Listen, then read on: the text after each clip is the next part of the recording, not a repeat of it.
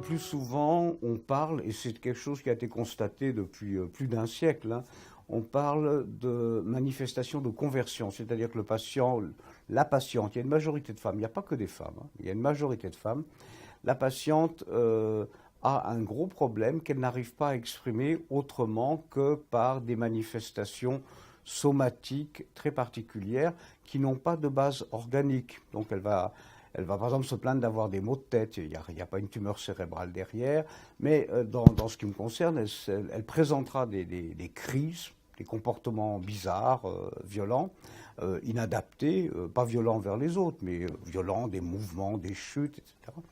Et c'est parce qu'elle a un problème qu'elle a enfoui en elle et qu'elle n'arrive pas à exprimer différemment. Bon, enfin, j'explique de manière très simplifiée, je ne suis pas psychiatre. Et ces patientes, plus souvent des patientes, ont donc une pathologie pour laquelle nous éliminons le fait que ça pourrait être épileptique. Donc l'épilepsie est une maladie organique, alors que ces patientes ont une pathologie psychogène, d'origine psychologique. Donc notre travail consiste à éliminer le diagnostic d'épilepsie et ensuite à aider ces patients à vivre. Et je dois dire que la première partie du diagnostic n'est pas souvent très facile.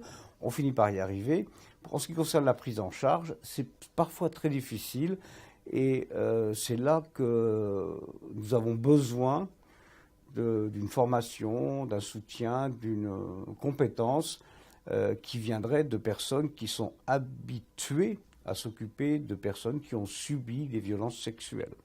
Voilà, c'est un peu ça le problème. C'est un problème qui est extrêmement fréquent et qui, dans la vie réelle, dans le travail clinique des médecins épileptologues, n'est, à mon avis, pas vraiment suffisamment pris en charge et pour lequel il faudrait que la sensibilisation soit maximale parmi nous, pour les praticiens qui s'occupent de ces patients, pour que nous puissions proposer les meilleures solutions thérapeutiques possibles. Je pense qu'actuellement, pour les patients ayant subi des violences sexuelles, c'est loin d'être le cas. On ne fait pas assez, on ne fait pas assez bien. Quand un enfant commence à avoir un problème qui survient, alors que tout devrait aller bien. Moi, je veux dire que si on peut élargir le problème à l'épilepsie, un gosse qui va bien, qui est traité, tout se passe bien, puis à un moment, ça se détériore, les situations vont pas bien, le comportement change, on a l'impression que les médicaments n'agissent plus aussi bien.